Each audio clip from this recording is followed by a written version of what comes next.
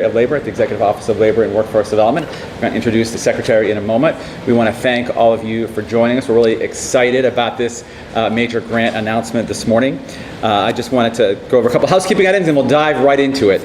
First, we want to sincerely thank the staff here and the team at YMCA. I know David Shapiro is going to address us in a moment. I want to thank all the staff here at the Wang. This is a fantastic facility. It's my first time visiting, so we're grateful. Hopefully I can come back. Grateful to everyone here. Grateful to all of our grantees for making the time to come and join us. You know, getting a grant I think is a good incentive. But I want to thank all of you. You know, I just want to quickly, I want to stress the importance of this. You know, I think from an education point of view, we all know intrinsically like the value of shaping young minds and getting them off to a great start in life. But from a workforce point of view, we don't necessarily always think about that. And I'm remembering a time a couple of years ago, I used to serve in the legislature, and I would go to local Head Starts and local Ys and do a reading day where I'd read a book to the kids. And it was always a fun thing I looked forward to. And I remember going to my local center a couple of years back. And at the time, one of the teachers was out on, I think, a maternity leave. And that morning, one of the other teachers had to call in sick. They had the flu. And so unfortunately, they couldn't have one of the classes that morning. And I wasn't able to read to those kids. And that was unfortunate. But then I thought about the ramifications from that, from a workforce point of view. And you think about that, all the parents who had kids in that class couldn't come and drop their kids off that day. And so some of them had to maybe stay home from work. Some of them had to juggle things. And that impacted all of their lives. And then, maybe it impacted their work and the people who work with them and their colleagues that were able to pick up the slack or do some project. And so you think about the ramifications of that one teacher being unable to come in that day and how the ripple effect that is on our workforce. And how it reminds you how vital our early educators are. And so I always think about that when I come to these events, that one day when, that one teacher had such a big impact. So, we're all, of course, bought in terms of the education importance, but I think from a workforce point of view, it's just as vital. And so that's what we're here really to stress. So that was my little quick story. So I'm really excited to introduce my boss, someone I really love working for. It just got a lot louder. So. Just in time. Just in time, yes. It works out that way, doesn't it? The love brought it. So please, a big, warm welcome for the Secretary of Labor and Workforce Development, Lauren Jones. I swear, Jonathan and I were not conspiring to have the mic off before your remarks. Thank you for that warm introduction, Josh, and I appreciate the reflection that you shared as well. Similarly, I was enjoying my commute coming into downtown Boston this morning, and I was doing some reflecting, knowing that we were coming together for this event. And I actually thought back in a prior role, most immediately before joining the Healey-Driscoll administration. I was working with the Massachusetts Business Roundtable, and we partnered with Eastern Bank Foundation to stand up the Massachusetts Business Coalition for Early Childhood Education, which Tom Weber is a rock star in leading that. At the time, Tom was workshopping ideas where there was a commission, and I'm sure Bob LePage and the education team at the time were working on and working in collaboration with early childhood education to think about ways to support the workforce. And because I had a background in registered apprenticeship, I recall an email where he sent me saying, does this make sense to lean into registered apprenticeship for early childhood education? And I, of course, chimed in with enthusiasm, had no idea at the time that I would have this privilege and opportunity working in partnership and alongside Governor Healey and Lieutenant Governor Driscoll to tackle this very issue of our workforce for our early childhood education. But what's even more special is, thanks to the governor's leadership, we're doing it in true fashion of Team Massachusetts, and it's been a cross-secretariat endeavor, and I really want to give a thanks to Commissioner Kershaw, who you'll hear from shortly. This is certainly everything that she thinks about every single day. And I recall when we stood up the governor's task force for early childhood education, you very humbly said that you welcome the opportunity to engage with everyone, literally every secretariat at the table, thinking about how we can support our early childhood educators. And it was really in that spirit of collaboration that I think has brought us to so many different milestones over the past couple of years, but also exactly why we are still at the table, making sure that we're delivering high quality affordable and accessible childcare, and that certainly involves making sure we have amazing educators, which we are celebrating certainly today as well. So I just wanted to reflect on that and appreciate the partnership with Commissioner Kershaw, Secretary Tutwiler, and really everybody that's been so collaborative. This room is filled with those who are making this all possible as well. You've innovated, you've thought differently, you have embraced the model of registered apprenticeship, and you've also found opportunities within your local communities to tap that untapped talent, to provide a pathway for individuals who may have been curious about education, may have been curious about childcare specifically, may have had some starts within organizations like the Y, but wanted to find a way to further advance their profession. And through the registered apprenticeship model, we're really turning this key ingredient for our workforce strategy, hopefully into what you see as a recipe for success. And we're so thrilled that we're continuing to celebrate even more milestones with that. I know that Senator Collins may be joining us. We're in his district, and Representative Decker may be joining, and I believe staff from Chair Michaelowicz's office is also here. We're hoping to be here. It takes this partnership. Our partners in the legislature, our partners across government, our partners in the community and with the business community as well. But we also were thrilled, and some of you were with us back in September, when we appreciated that the partnership came with some extra money as well.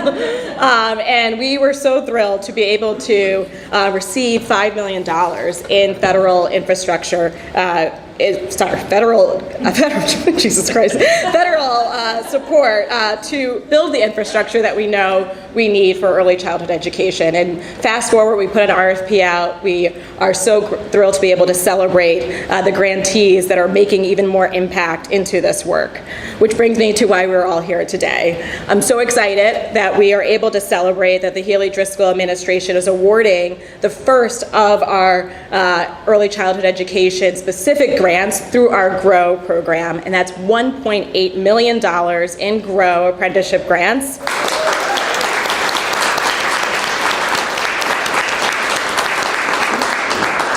And as a result of these dedicated funds, we are reaching 8 organizations, who many hopefully are here today, to help train and place over 300 apprentices in early childhood education careers here in Boston and in regions across the state. So let's give a round of applause.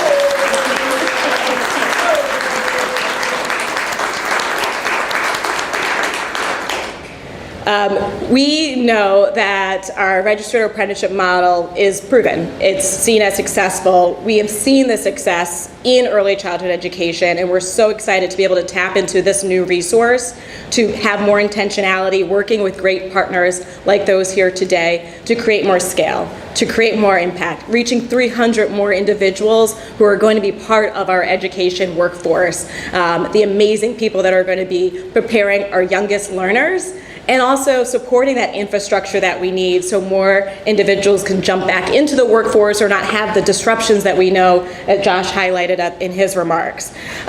We also know that all of this is so important because of the why that we lean into every single day from a workforce perspective, and that's the amazing people that are diving into a new career or upskilling in their career. We'll hear from an apprentice, Liz Herod, shortly, and she'll be able to share her personal testimony. But it's also the kind of pride that you see when you go into any YMCA, I think, and you find those testimonials through the staff that are here today, through the impact that you have within your communities, and certainly the joy that you see when you enter any early childhood education classroom. We have seen such a great impact over the Healey-Driscoll administration since 2022, when we really first saw an opportunity to lean into early childhood education. We have registered 8 early childhood education programs across 7 employer partners, enrolling 500 individuals in early childhood educator, child care development specialist, and preschool administrator roles. That's finding what are the occupations that are needed and providing a solution to create opportunities. And we're so thrilled to be able to do this, certainly in collaboration with everyone here, the collaboration that we have within the administration, and certainly the collaboration that we celebrate with this grant announcement and with partners across the Commonwealth. Thank you so much for the opportunity to be here, and let's continue to celebrate. I'm going to pass the baton back to Josh.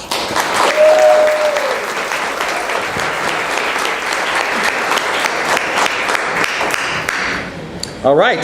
Well, we want to introduce our next speaker. Before we get into that, I just wanted to acknowledge we have a great team here from the Division of Apprentice Standards, and we have every part of our department represented: our AL team, our quality assurance team, our grants team.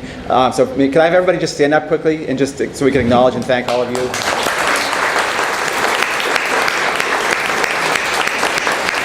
Thank you, guys. And I especially want to thank Margie, one of our team members, who actually, I remember a couple years ago, came to us with this idea for this, and it's blossomed, and today we're here to celebrate. So thank you, Margie. So my pleasure to introduce our host for the day, who's been a fantastic partner with us. Please, a warm welcome for David Shapiro, President of the YMCA. So good morning. They have smart cameras, and we'll know this is a smart microphone if it turns off now that the secretary is done speaking. No offense to you, Josh. I just have a few words. It's an unbelievable privilege to speak on behalf of grantees and on behalf of the early ed team at the Y, and then I get to do the greatest privilege of the morning for me, which is to introduce Liz. But I would just tell you quickly, I know it's not what we're here to talk about, but the character of these people behind me is a lot of how we make systems work. I mean, Commissioner Kershaw was handing out food at one of our food distributions with her team a week or two ago, totally unheralded in the cold, just kind of volunteering. Josh spent a whole day at RTH with our team learning about our apprenticeship and helping us tell stories of early ed apprenticeships. And Lauren, as she said, has been at this work from every sort of angle that now culminates in making systems work. And I look in the back of the room at Kristen McSwain, who, if it's about family and children in the city of Boston, with the mayor's office, is getting it done and making it happen. So at a time when we talk a lot about government, and not always kindly, and talk a lot about the federal government pulling back in ways, today we talk about them adding, and that allows us to exhale a little bit in the nonprofit sector, and we talk about smart investments. And those smart investments are made by the character and talent of our public officials and public sector leaders. So I just want to give them a round of applause.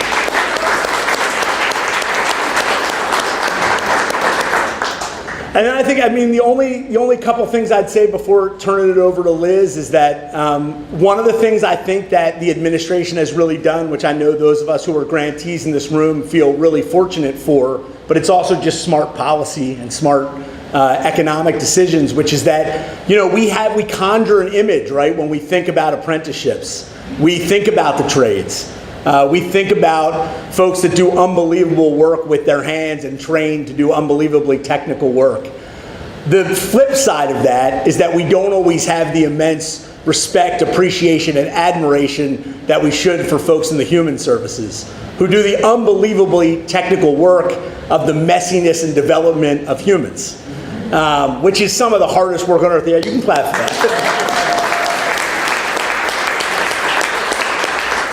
And so I think while we know and appreciate that in the same way that I think the pandemic taught us what Lauren spoke about, which is, and Josh spoke about from that anecdote, about how interconnected early childhood is to our economy and our lives every day, talking about early childhood apprenticeships and other human service apprenticeships, it elevates this field in the way that is just common sense. About the technical nature of it, about the need for pathways and on-ramps, about meaningful careers, and about the fact that these folks are really the backbone of our society. So how would we not have unbelievable pathways that are supported and kind of get them where they need to be to use their innate talents and potential to shape our current and future folks in the Commonwealth and beyond. So just appreciate the administration. Every time, those of us in the room know, every time they're highlighting apprenticeships, they say, let's make sure we get the human service side of this in the room as well, with our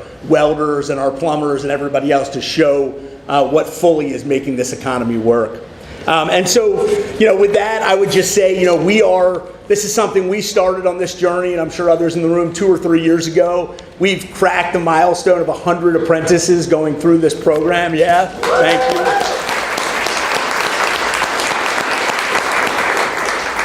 The hard work of our staff, who, please raise your hand. I see you all smiling. Raise your hand at the Y, yeah. making this happen every day. And finally, I get to introduce Liz, and I just want to say something about, what it means to meet our apprentices, because it's humbling and it's a privilege. And what you really realize, and again, I know there's people up here and in this room a lot smarter than me, so they probably realize this every day, but you realize folks that come to this country newly who ran early childhood centers in other countries and are forced to start over, which may or may not make sense, but still need on-ramps because they're forced to start over. You realize people who have been raising kids in multi-generational families and neighborhoods, keeping those neighborhoods together through their sheer talent, but have never done it as a profession, who need pathways to it as a profession. You realize older siblings who came straight home from school and didn't do extracurriculars to raise younger siblings who had innate talent and sacrifice, but never made a living doing this and want to bridge that gap. And you realize what it means to re-engage with college and career and the way in which you get on that pathway. And what that means for all of us when, to use Lauren's phrase, that untapped talent is unleashed. But we need systems to work better for people. We certainly see how hard it is how easy it is to tear systems down right now. It's a lot harder to make them work right. And that's what we're doing here. And so in the person of Liz Herod, who I'm about to introduce, I think in many ways she represents our apprentices. She's a toddler teacher at Roxbury. Linda Stansbury, our director of early childhood, was just saying to see Liz with young people is to just unleash magic. And she started in our program, in February without prior formal teaching experience. And I want to accent that word formal because I'm sure you've done a lot of teaching in your life before that. She gets to work on-ramping into a career that matches with her values in her own neighborhood of Roxbury, at our Roxbury Early Ed Center, working with children and immigrant families that, to her, are representative of how she grew up as well. I get to brag on her for a second. She earned an A in her first course this fall. We'll definitely give as a guy who was a straight B student, I have a lot of respect for that. And she earned her certification as a Massachusetts EEC certified infant toddler teacher.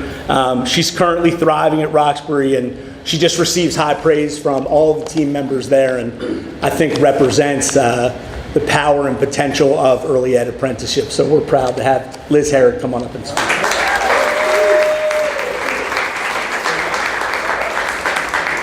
Thank you, Mr. Shapiro, for that warm introduction. I was doing well back there, but suddenly I'm nervous, but okay, bear with me. Okay. Good morning, everyone. Good morning. My name is Liz Herod, and I've had the privilege of joining the apprenticeship program in February 2025 as an inspiring teacher and a motivated 20-something-year-old looking for a solid stepping stone in her career. The YMCA Education and Training Program has given me 10 months of real, hands-on job training while earning an income, and most importantly, a growing toolbox of tools that I can use to become an effective early childhood educator. And I've learned that tools can sometimes include stickers, a snack, and the superhuman patience it takes to let a toddler put on their jacket and not interfere, even if it becomes the longest 3 minutes of your life. What started as a very timid beginning at the Roxbury YMCA has now blossomed into a reality I have never expected, but absolutely value. Today, 40 plus kids know my name, and I hear Miss Liz, Miss Liz, Miss Liz, at least 482 times a day.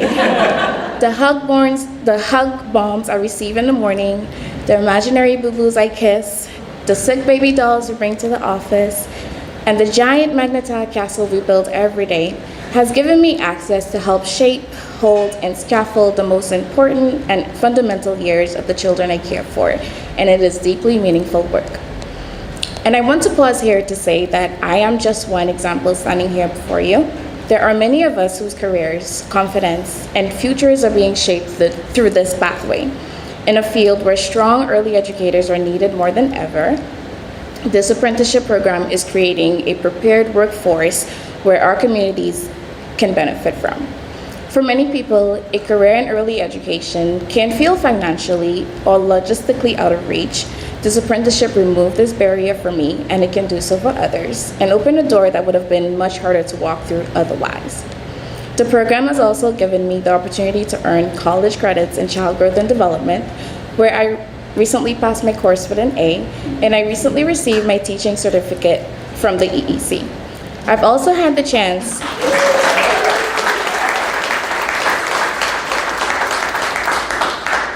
Thank you. I've also had the chance to bring life of the foundations such as Building Togetherness and Neighborhood Villages, who provide curriculum for us to teach our little ones in the classroom and to teach them about self-identity, belonging, and community. Finally, I want to extend my gratitude to Governor Healey's administration for creating pathways for everyone to bring in their talents and gifts and contribute to this meaningful work. This program is truly an open door for professionals, no matter your background or lack of experience, to contribute to the well-being of our communities, starting with the littlest members of our community. Thank you.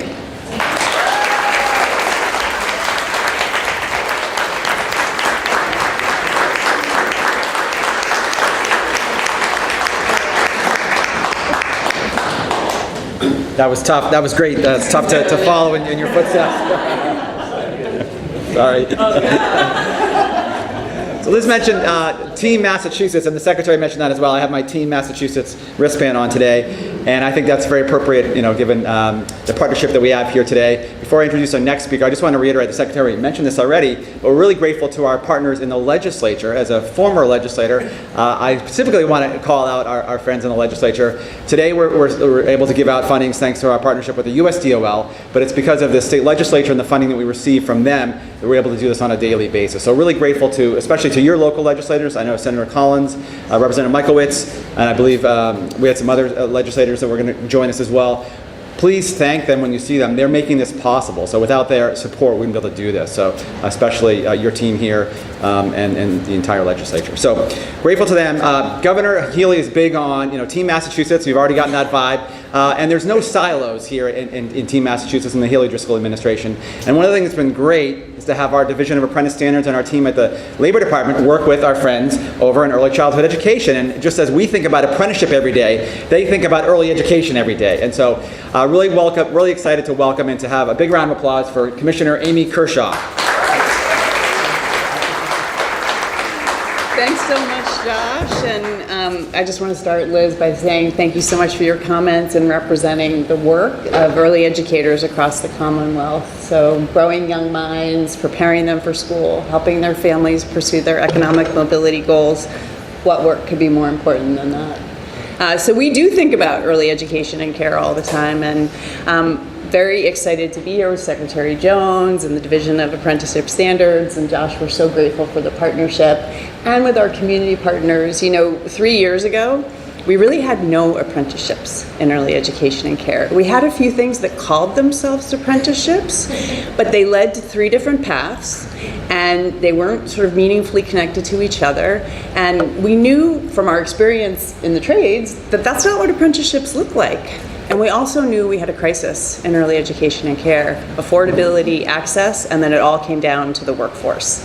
And so together we thought, could apprenticeships be the model? Could it be a pathway in for different types of students who might be interested? And so we started down this journey, and I was talking to them, joined today by Jocelyn Bound and Sarah Cian from EEC, who have been leading this amazing work for us, and we were talking about it on the way over, and we were like, nope, not gonna work.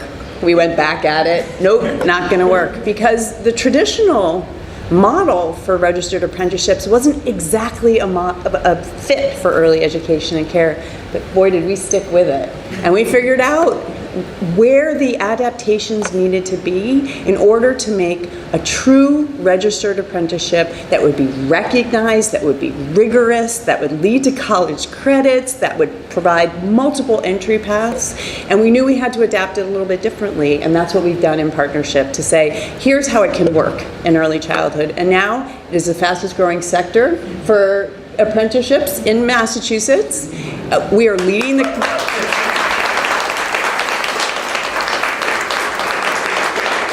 We are leading the country in apprenticeships. We have the first ever full-time after-school and out-of-school time apprenticeship in the country. We didn't just like do it a little bit, right? We did it a lot. So I had a chance to meet with some of the apprentices here beforehand, including with Liz. And some of the things I heard are out of high school, currently working at the Y, didn't think college was the pathway, saw apprenticeships as a way to enter the field, stay in the field, continue with the Y that they found to be a great place to work. Someone moved here from another country with deep experience in early childhood education, and the apprenticeship became a pathway in.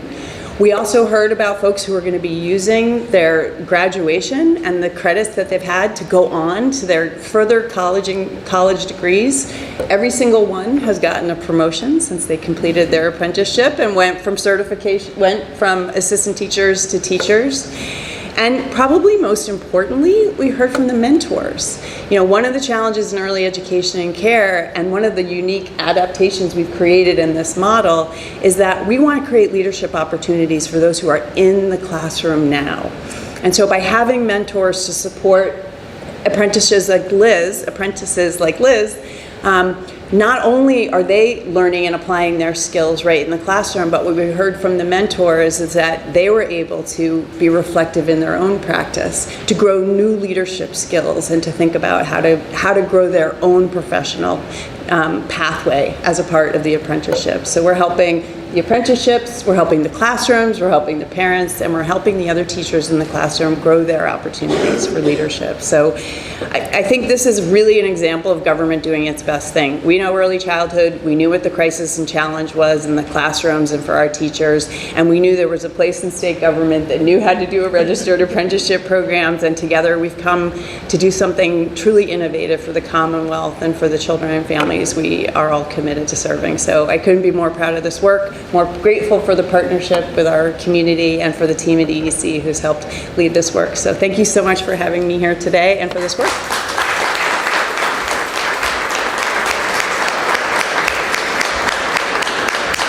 All right, so we have one more guest, and she's important because I already introduced the great team from the Division of Apprentice Standards, but they're led by our next speaker, and importantly, she's the one that's actually going to give you the money. So a big round of applause for Laura Thomas. I didn't bring the money today, so they weren't good today, but I just want to quickly wrap up and say another congratulations. I think I've had the opportunity to say a quick hello to our new and continuing partners. I am really excited about the synergy that will come from this roundup funding. About half are new, half are existing. I think we can learn from each other. I am really excited of what's going to happen. Early childhood ed really is the foundation for all of education and for creating, as David said, like future humans, future citizens. So it's so important to all of us. So none of us can do this alone. I would quote, I want to get it right here, but the Ethiopian proverb that says, when spider webs unite, they can tie up a lion. So thank you for being willing to cast your web with DAS. This is not a grant that we give to you and say good luck. We will be with you all along the way. You'll be sick of hearing from my team, I promise you. And you will hear from us today because that's how we do it, DAS, with a formal award letter and next steps to get into this exciting partnership. And to memorialize this, we'd like you to all come up and take a group photo, please. Thank you.